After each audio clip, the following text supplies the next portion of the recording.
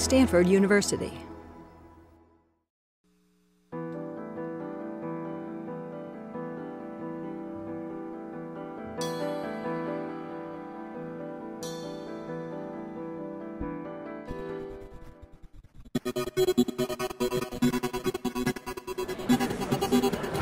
Design for Exploration is a first-time course that has been taught here at the Exploratorium and at Stanford, and I've been co-teaching the course together with Professor Edmark. And today we've invited all of you, Exploratorium staff, students from Stanford, to share our current prototypes. I think what's different about your class, and what I really appreciate, is that this is not so much about how clever you, the maker, have been in making these, but it's allowing us as visitors to ask questions, to experiment with new ideas, and to look at some of these tools and materials in a new way. And that's really difficult to do, so I congratulate you on getting that far. My understanding is that there's never been a collaboration of this sort between the Exploratorium and the Stanford, and I'm hoping that it's the beginning of many more to come. These are two great institutions, and to be able to synergize the power of the two of them, I think it's an important opportunity.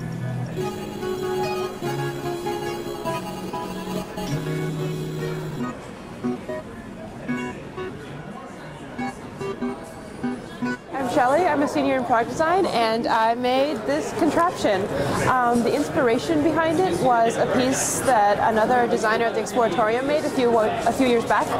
His name was Thomas Humphrey, and he made a grid, a large grid, 16 by 16, of light-sensitive nightlights from Home Depot, and you could rotate them so they could see each other, and sometimes it would trigger like really cool emergent behavior, such as patterns that would just ripple throughout this grid of lights. But they had problems making it happen reliably and also in a way that was fun to interact with.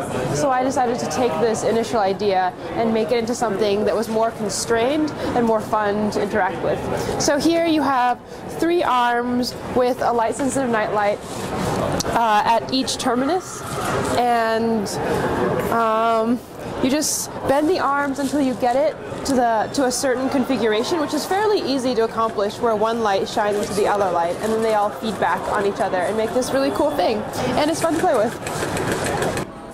My name is Purin Panichapan, and my exhibit name is Video Echo. Basically how it works is there's a camera, a video camera capturing the image and feeding that live onto the projector. The projector projects onto the table, and then the video camera captures that again, and it keeps doing that, and then it makes this this effect. And you can actually play with the ball, and you can see the sort of a wave or a spiral. Or you can just use your hands to sort of create this really weird effect going into space. So, yeah. I'm Becca Del Monte, and this is my piece. It's called an oloid. And an oloid is a geometric form that's made up of 2 identical circles that intersect each other. So the interesting thing is just watching its movement as it rolls. Because of the way that they intersect, it can roll smoothly. So the main interaction with the piece is just to push it, and it works well in an open space, especially with little kids, and you can just push it back and forth. My name is Abby, and I guess I've been calling this magic plastic, but it's really just explorations with dichroic acrylic, which is essentially a thin clear filter on top of acrylic that doesn't allow the material to absorb any light, so it's continually reflecting and transmitting light instead of absorbing it like most things. And I was trying to relate it to peacock feathers, because they do the same thing by not absorbing any light but refracting it at different angles. So this piece here is just one single piece of dichroic, where you can see the range of colors one piece can do, which is about 4 solid colors. And then here, allowing the user, if you have a light source pointed right at the center intersection of two pieces of dichroic acrylic at 90 degrees, you get basically two sets of reflections facing each other, so a pretty intense effect. So you can adjust the lighting from about 180 degrees this way, and if you find an angle that you like, you can also rotate it here. So you essentially get a kaleidoscope effect. Trying to keep it really simple and focus on the colors and the effects to teach people about the material. This is called How Do Movies Move?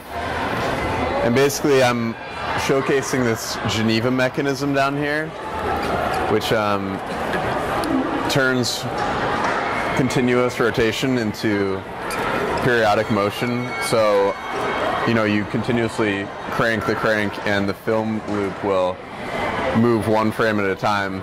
This device was used in early motion picture devices from the late 19th century. So basically you look in this light box and you see the film loop move through.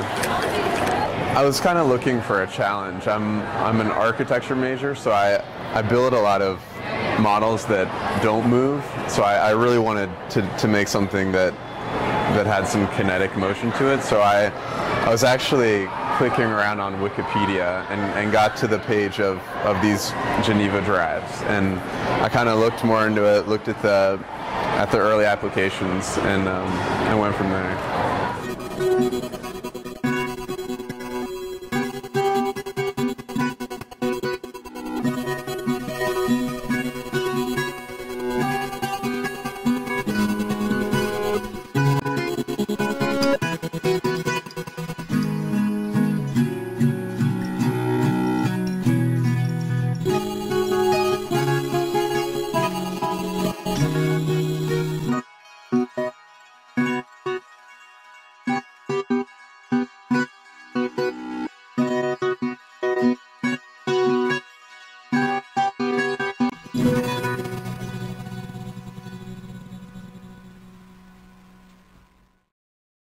For more, please visit us at stanford.edu.